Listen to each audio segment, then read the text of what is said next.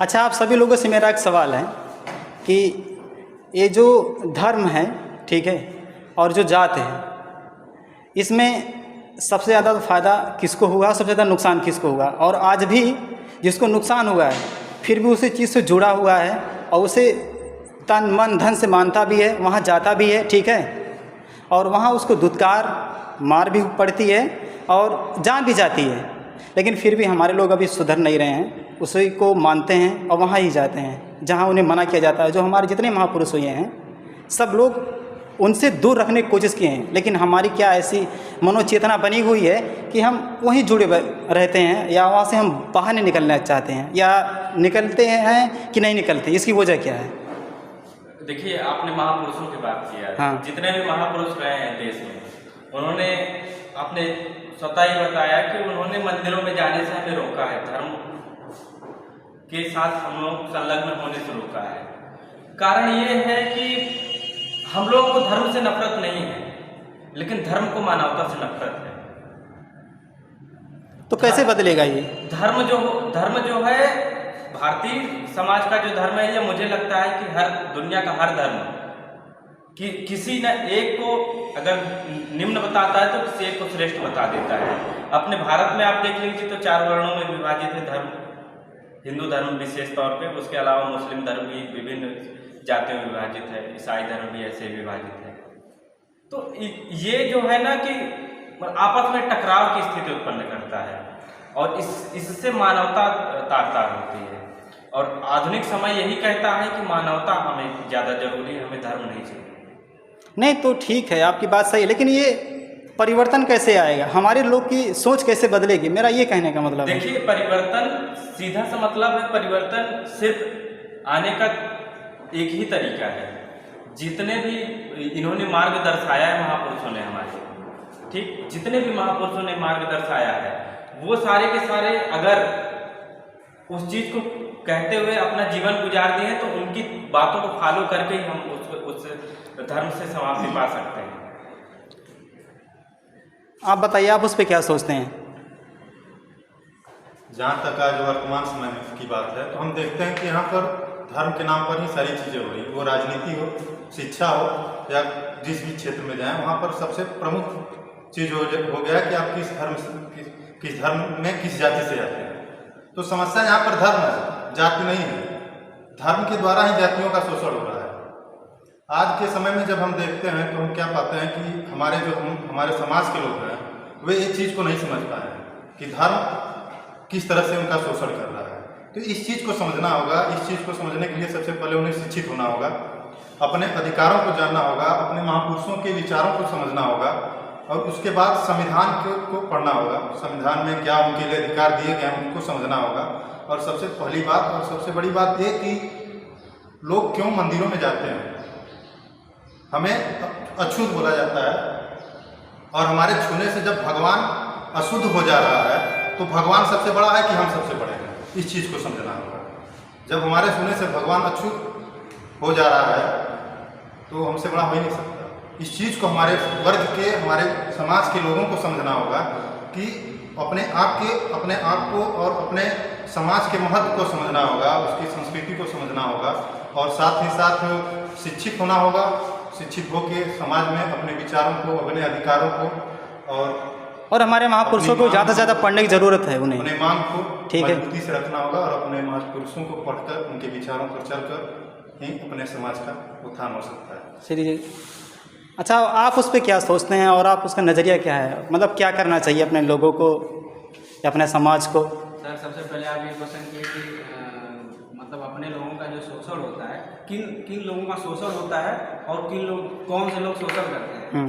तो ये जो मतलब जाति प्रथा, जाति व्यवस्था या फिर वर्ण व्यवस्था, इस आधार पे मतलब वही लोग बनाए हैं, मतलब जो लोग बनाए हैं वही लोग उसका शोषण करने के लिए अपने सिस्टम के तहत उसको स्थापित किए।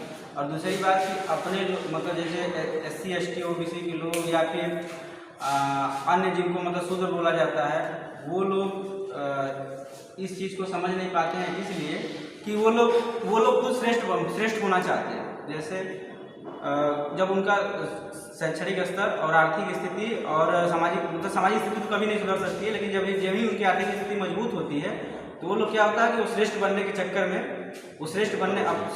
चक्कर में अपने समाज के लोगों को धकेल के या उनसे ऊंचा दिखने की कोशिश करते हैं। इसके लिए वो मंदिरों में जाते हैं, तमाम प्रकार के बड़े बड़े आडंबर व्रत और जितने भी ढोंग आडंबर, मंदिर में जाना और तीर्थ स्थलों पे जाना, मतलब अपने आपको ब्रॉड दिखाने की कोशिश करके हमारी स्थिति बहुत अच्छी हो गई, हम स्वर्ण की श्रेणी में आ सकते हैं, लेकिन कभी आ नहीं सकते, उनका भ्रम होता है। अच्छा ये बताइए, इस धर्म का सबसे ज़्यादा फायदा किसको हुआ है और सबसे ज़्यादा नुकसान किसको हुआ है अभी तक और हमारे बीते हुए कल में भी? ये धर्म एक ऐसी चीज़ है जैसे मार्क्स ने बहुत पहले कहा था और डॉक्टर अम्बेडकर ने भी कहा था। मार्क्स ने कहा था कि नहीं, धर्म जो है अफीम के समान है, और अम्बेडकर जी भी उसी चीज़ को दोहराते हुए उन्होंने कहा कि नहीं, धर्म जो है जो हमारे समाज को, जो हमारा शोषित समाज है, वंचित समाज है, पिछड़ा समाज है, जो हमारी महिलाएं शोषित हो रही हैं आज सदियों से, उसका सबसे बड़ा कारण धर्म है। लेकिन एक मिनट, आपने कहा कि हमारी जो महिलाएं सबसे ज़्यादा शोषित उसी से धर्म से हो रही हैं, लेकिन ये भी तो आपको मानना पड़ेगा आज भी हमारे समाज की ज़्यादातर महिलाएं धर्म और आडंबर में उतने ही डूबी हुई हैं। देखिए, जो हमारी महिलाएं हैं, मैं तो कह रहा हूँ कि आज जो हमारी महिलाएं हैं पिछड़ा इसलिए क्योंकि वहाँ तक शिक्षा का प्रसार नहीं हो पाया। गांधी ने कहा था कि नहीं, अगर परिवार का पुरुष अगर शिक्षित होता है तो उससे बहुत ज़्यादा बेनिफिट नहीं है। अगर एक महिला शिक्षित हो जाती है तो पूरा परिवार शिक्षित हो जाता है। तो इस कंसेप्ट पे अगर हम ले चले तो आज उन महिलाओं तक शिक्षा का प्रसार नहीं हो पाया, और आज के जो समय में जो अभिजात वर्ग जो शासन कर रहे हैं हम लोगों के ऊपर, वो उन महिलाओं के ऊपर उन महिलाओं तक शिक्षा पहुंचने भी नहीं दे रहा है, ताकि अगर इन महिलाओं के ऊपर शिक्षा का प्रसार हो जाएगा, इनके बच्चे पढ़ने लगेंगे, शिक्षित हो जाएंगे, तो फिर इनका काफ़ी विकास हो जाएगा। इस वजह से ये शिक्षा देना भी नहीं चाहता। जैसे आप देख सकते हैं कि नहीं, इस तरीके से इलाहाबाद विश्वविद्यालय में 400% फीस देती हुई है, क्या ये वाजिब है? उनको पता है कि नहीं, आज जो है 70 से 80% जो है SC ST और OBC के बच्चे इस विश्वविद्यालय में पढ़ाई करते हैं।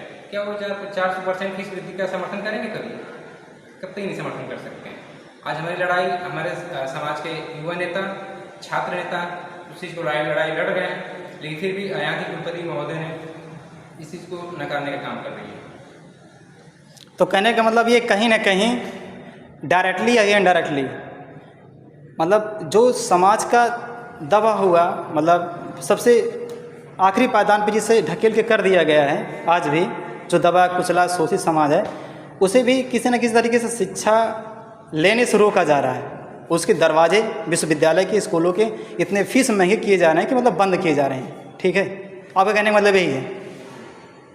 अच्छा ये बताइए, आप इस धर्म को और जात को कैसे देखते हैं? क्या हमारे लोग को कैसे इसे बदलना पड़ेगा? इसके सोच नज़रिया कैसे बदलेगा इस पर?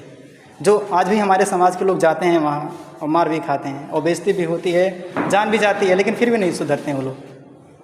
देखिए, जहाँ तक धर्म और जाति का रिलेशन है, हाँ, तो धर्म के अंडर में ही जाति को क्लासिफिकेशन किया गया, ठीक है। और रही बात जातिवाद की, तो हमें जाति से प्रॉब्लम नहीं होनी चाहिए।